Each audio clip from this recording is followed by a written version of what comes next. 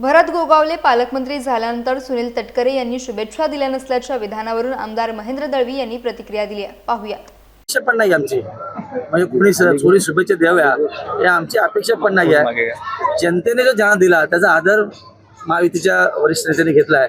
त्यामुळे कोणी शुभेच्छा द्यायला दिला तरी आम्हाला काही फरक पडत नाही आहे. आता रडून काही फायदा होत नाही. आम्ही लढलेले सगळे मंडळी आहोत आणि ती लढाई आम्ही जिंकलेली आहोत. त्यामुळे आता तटकरे कुटुंबीय काय बोलत आहेत, मध्यंतरी झालेल्या एका शासकीय कार्यक्रमामध्ये त्यांनी नाराजी व्यक्त केली. आता एवढे आम्हीच त्यांना खासदार निवडून दिलेत.